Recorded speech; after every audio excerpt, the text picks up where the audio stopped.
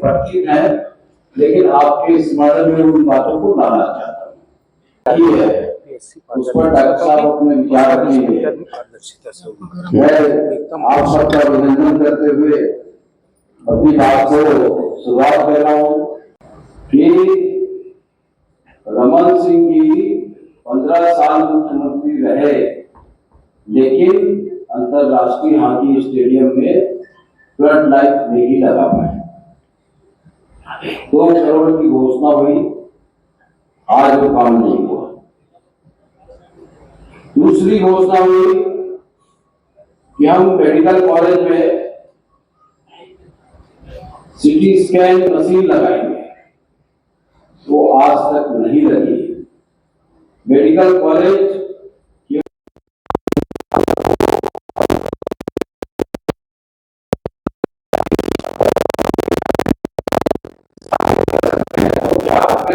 राजनांदगांव को 2 करोड़ रुपए का सिटी स्कैन मशीन नहीं दे सकती।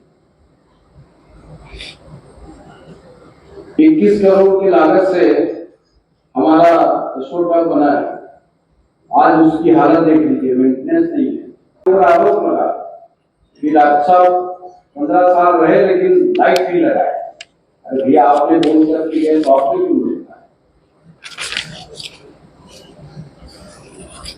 एक विषय इंटेक वेल बना दिया, फिल्टर प्लांट बना दिया, पाइपलाइन बिछा दिया, घर घर कनेक्शन दे दिया, बस्तियों में पाइपलाइन बिछ गई, 23 गांव के अंदर वो कनेक्शन पहुंच गया। उसके बाद हमारी सरकार की योजना में ये बात स्पष्ट थी, पहले से वहां पर एक टिग्गा जोला का एनीकट बना हुआ था, उस एनीकट का उपयोग करते हुए हम इस स्कीम में काम करेंगे। कल भारतीय जनता पार्टी के माननीय गृह मंत्री जी भारतीय जनता पार्टी के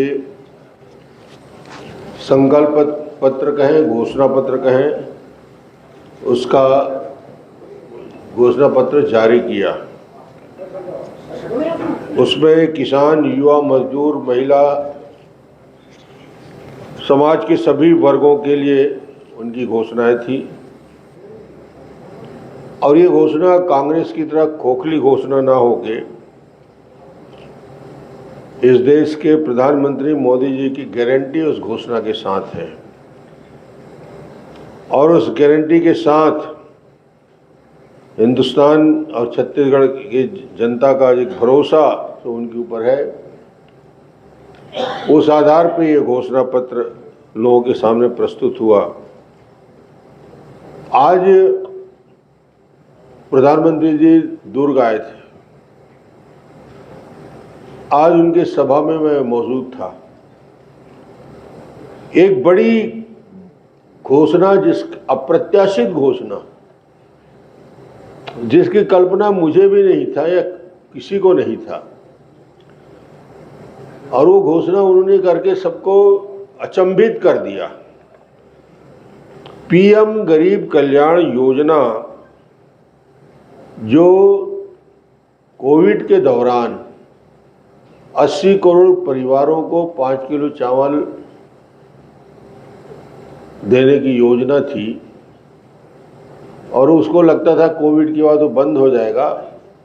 आज प्रधानमंत्री जी ने घोषणा किया कि आगामी 5 वर्ष तक 80 करोड़ परिवार को 5 किलो चावल निःशुल्क मिलता रहेगा। ये बहुत बड़ी घोषणा आज प्रधानमंत्री जी के द्वारा दुर्ग के सभा में किया गया, बहुत बड़ी बात।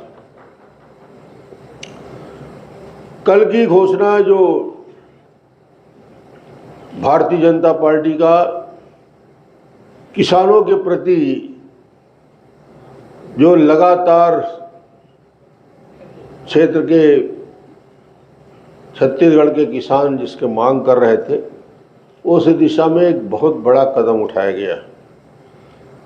कृषि उन्नति योजना की शुरुआत में प्रति एकड़ 21 क्विंटल धान खरीदी की घोषणा हुई, सबसे महत्वपूर्ण पहली घोषणा। समर्थन मूल्य उसका 3100 रुपया करने की घोषणा की गई, यानी प्रति क्विंटल 3100 रुपया। ये प्रति एकड़ अपने आप में सर्वोच्च और इससे बड़ी खरीदी 3100 रुपया जो मिनिमम सपोर्ट प्राइस की घोषणा होगी। तीसरी इसी में घोषणा किया कि बोनस की राशि 4 मुश्त टुकड़ों में नहीं देकर 1 मुश्त देंगे, यानी बोनस एक साथ दिया जाएगा पूरी की पूरी राशि। और उसके साथ ही साथ अन्य घोषणा में एक बात जोड़ा गया कि 2 साल का बोनस 16, 17, 17, 18 का बोनस ड्यू था। कांग्रेस ने घोषणा पत्र में उसको लिखा हुआ था। कांग्रेस ने तो अपनी घोषणा पत्र में नहीं डाला, मगर भारतीय जनता पार्टी ने कल की घोषणा में 2 साल के बोनस 25 दिसंबर को माननीय अटल बिहारी वाजपेयी जी के जन्मदिन पर किसानों के खाते में ट्रांसफर हो जाएगा, ऐसी घोषणा भी हुई है। जो 2 साल का बकाया बोनस है वो भी मिलेगा। उसके साथ ही साथ 300 रुपया जो पुराना बोनस है वो मिल जाएगा। धान खरीदी के पहले बारदाने की उपलब्धता सुनिश्चित की जाएगी। कृषि विद्या निधि योजना के तहत छोटे और सीमांत किसानों एवं खेतीहर मजदूरों के सरकारी स्कूल और कॉलेज में पढ़ने वाले बच्चों को स्नातकोत्तर तक 2 लाख तक की छात्रवृत्ति दी जाएगी।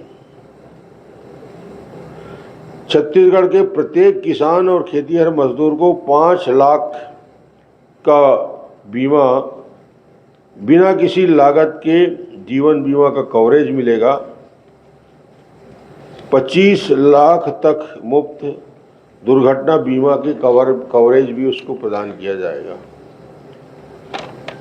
प्रदेश के प्रत्येक संभाग में सब्जी खाद्य प्रसंस्करण पार्क की स्थापना की जाएगी। फूड प्रोसेसिंग को एक वैश्विक केंद्र बनाया जाएगा। महिलाओं के लिए महत्वपूर्ण योजना की शुरुआत की है। महतारी वंदन योजना के तहत प्रत्येक विवाहिता महिला को 12,000 की वार्षिक वित्तीय सहायता प्रदान की जाएगी। विवाहिता की संख्या घर में 1 भी हो सकता है, 2 भी हो सकता है, 3 भी हो सकता है। उनको 12,000 रुपया वार्षिक मिलेगा। गरीब परिवार को 500 रुपया में LPG की कनेक्शन, करीब 35 लाख कनेक्शन को ये सुविधा मिलेगी। प्रदेश की महिला को सशक्त बनाने हेतु महिला स्व सहायता समूह को 5 लाख तक ऋण न्यूनतम ब्याज पर प्रदान किया जाएगा। एक घोषणा रेडी टू ईट पे जो काम करने वाली महिलाएं थी, कांग्रेस ने उसको समिति से छीन लिया था और किसी प्राइवेट एजेंसी को रेडी टू ईट के ठेके का काम किसी हरियाणा की कंपनी को दे दिया था। इसमें निर्णय लिया गया है कि रेडी टू ईट का काम वापस फिर महिला स्व सहायता समूह को दिया जाए। महिलाओं के नाम पर कराए जा रहे रजिस्ट्रेशन शुल्क को 50% कम करने की घोषणा की है। KG से लेकर PG तक महिलाओं छात्राओं को निःशुल्क शिक्षा। हम प्रदेश में रानी दुर्गावती योजना की शुरुआत कर BPL परिवार की बालिकाओं के जन्म पर 1,50,000 का आश्वासन प्रमाण पत्र जारी करेंगे। उस बेटी को 1.5 लाख रुपया की राशि मिलेगी। ये प्रमाण पत्र उसके जन्म के साथ उसको सरकार गारंटी के साथ प्रदान करेगी। तेंदुपत्ता में व्यापक परिवर्तन हुआ है। तेंदुपत्ता संग्राहकों को अब 5,500 प्रति मानक बोरा मिलेगा। संग्रहण का समय 15 दिन रहेगा। चरण पादुका योजना फिर से शुरू कर दिया जाएगा। अतिरिक्त संग्रहण करने वाले को 4500 रुपये का बोनस देंगे। जनजाति कल्याण हेतु 5 लाख से ज़्यादा वन अधिकार पट्टे वितरित किए जाएंगे। फड़ मुंशियों को कमीशन के अतिरिक्त 25,000 रुपया वार्षिक मानदेय प्रदान किया जाएगा। राज्य के प्रत्येक जनजाति परिवार को आजीविका के लिए 2 बकरियां दिया जाएगा। आदिवासी छात्रों के लिए 100 विश्व स्तरीय आवासीय विद्यालय की स्थापना की जाएगी। देवगुड़ी के निर्माण के लिए अभी तक 1 लाख रुपया मिलता था। 5 लाख रुपया देवगुड़ी के निर्माण के लिए सहायता प्रदान की जाएगी।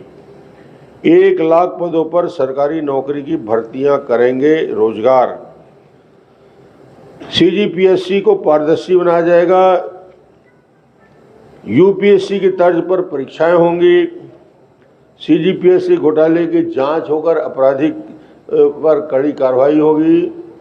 सब इंस्पेक्टर भर्ती में जिस प्रकार की गड़बड़ियां हुई थी कांग्रेस के शासनकाल में, उसको दुरुस्त कर पूरी भर्तियां को प्रक्रिया को शुरू करने का काम भी करेंगे। नए उद्योग शुरू करने के लिए छत्तीसगढ़ में उद्यम क्रांति के अतिरिक्त युवकों को 50% सब्सिडी के साथ ब्याज मुक्त ऋण देगा। रायपुर को सेंट्रल भारत का इनोवेशन हब बनाने के लिए 6 लाख रोजगार के अवसर प्रदान करेंगे।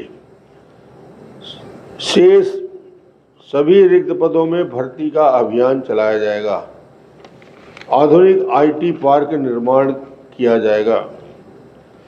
कर्मचारियों के लिए है, कर्मचारियों को केंद्र सरकार द्वारा दिए गए DA के समान DA तत्काल दिया जाएगा। श्रमिक सुरक्षा बीमा योजना के अंतर्गत प्रत्येक गांव में ई-श्रम पंजीयन असंगठित श्रमिक को मुफ्त 5 लाख तक दुर्घटना बीमा और 5 लाख रुपया का जीवन बीमा का लाभ दिया जाएगा। नई मत्स्य नीति का शुरू करके मछुआरा समूह को परंपरागत उनको अधिकार दिया जाएगा। आयुष्मान भारत योजना, हम प्रधानमंत्री जन आरोग्य योजना के तहत वार्षिक सीमा में से दुगने परिवार को प्रति परिवार 5 लाख रुपये से बढ़ा के 10 लाख रुपये तक स्वास्थ्य बीमा प्रदान करेंगे। एम्स के तर्ज पर Chhattisgarh institute of medical sciences की स्थापना होगी। और बहुत सारी बातें हैं। एक महत्वपूर्ण 2 चीज़ बता देता हूँ। ये 2 चीज़ बोल दूँ फिर मैं आपके प्रश्न का उत्तर भी दे दूँगा।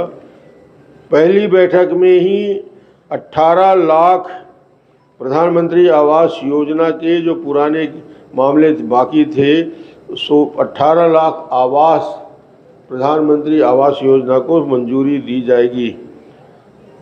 शक्तिपीठ योजना में 1000 किलोमीटर का उत्तराखंड की तरह 4 धाम परियोजना की तर्ज पर विकसित किया जाएगा।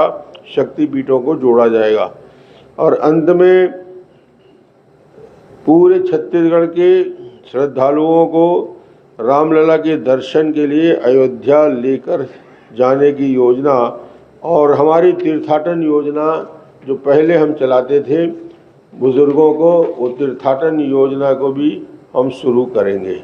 और बहुत सारी बातें हैं जिसमें 3 बातें छोटी छोटी हैं। ग्राम पंचायत सचिव को नियमित किया जाएगा। छत्तीसगढ़ उद्यम क्रांति के अंतर्गत युवकों को 50% सब्सिडी के साथ ब्याज मुक्त ऋण दिया जाएगा। शिक्षा विभाग के सफाई कर्मी और रसोइयों का वेतनमान में 50% की वृद्धि दी जाएगी। अब पूछिए साहब। पत्रकारों के लिए कुछ योजनाएं पत्रकारों के लिए योजना तो ऐसी बैठती बैठ के अलग अलग योजना कहाँ बनती, बनाएंगे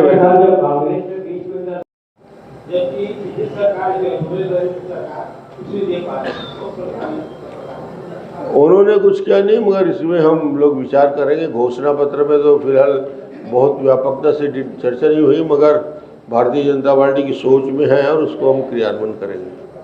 घोषणा पत्र में कांग्रेस ने कहा था पूर्ण शराबबंदी का, हमने तो कहा था क्रमिक शराबबंदी की दिशा में हम आगे बढ़ेंगे। क्रमिक शराबबंदी में हमने 500, 1000, 2000, 1500, 2000 की आबादी वाले गाँव में शराब बिक्री बंद किया था, उसी योजना को आगे बढ़ाएंगे। डॉक्टर साहब, एक विषय पे प्रश्न आया है मेरे पास।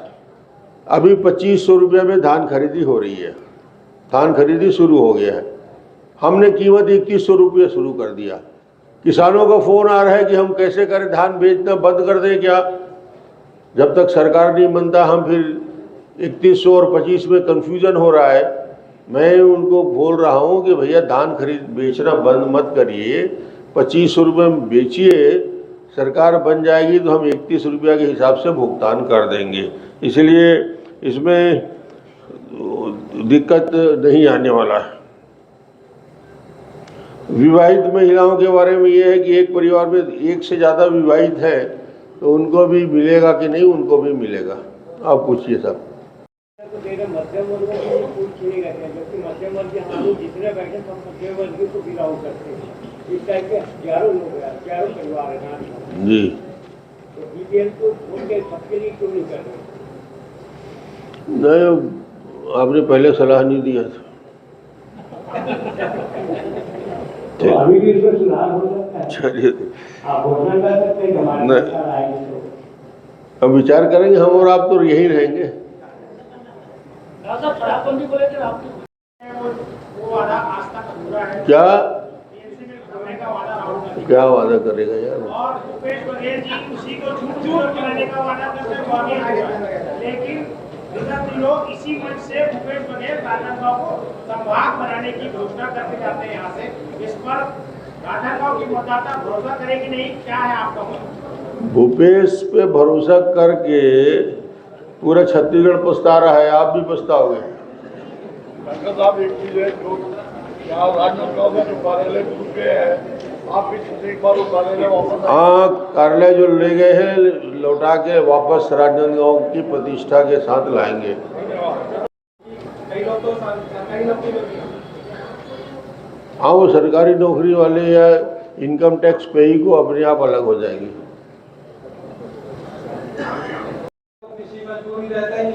भूमिहीन मजदूरों के लिए अपने साल में 10,000 रुपया अतिरिक्त देने की घोषणा तो की है।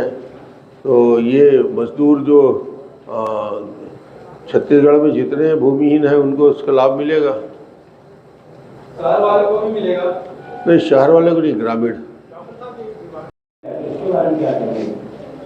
अजय चंद्राकर के खेत में 20 क्विंटल पैदा होता ही नहीं है तो क्या करेगा वो उसकी समस्या है। हम तो पूरा प्रदेश की चिंता कर रहे हैं। डॉक्टर साहब इधर हुआ है डॉक्टर साहब। हाँ भाई, हाँ सर, बोलिए सर। राजनीतिक दल अपने मेरे बच्चे को भेजते हैं, तैयार करते हैं, कितना धरातल पे आता है, 5 साल का करना बायोडा दे देते हैं, हमने नहीं किया होते। लेकिन जहाँ पे पढ़ने की बात आती है, छात्र छात्राओं की बात आती है, तो कोई भी राजनीतिक दल ये स्पष्ट नहीं कर पाता कि कितने बच्चे या बच्चियां, खासकर बच्चे छात्रों की बात करो जो ड्रॉप आउट जाती है। किसी भी कॉलेज या स्कूल में एक भी सेरेटिव की ना मसीह लगी है, ना अपनी व्यवस्था। इसी वजह से बहुत सारी छात्राएं स्कूल और कॉलेज में ड्रॉप आउट होती है। इसके लिए क्या करेंगे या किया जा सकता है? बहुत महत्वपूर्ण प्रश्न किया है आपने ड्रॉप आउट को लेकर। जब मैं पहली बार 2003 में मुख्यमंत्री बना, तब से मैं इस ड्रॉप आउट यानी बच्चे बीच में पढ़ाई छोड़ देते हैं,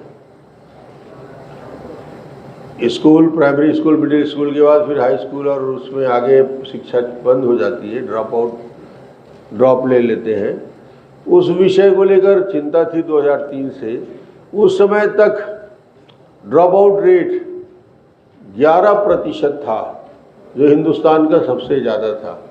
15 साल हम लोगों ने काम करके ड्रॉप आउट रेट के लिए उपाय किए, जैसे साइकिल योजना शुरू किया बेटियों के लिए तो 100% बढ़ गया।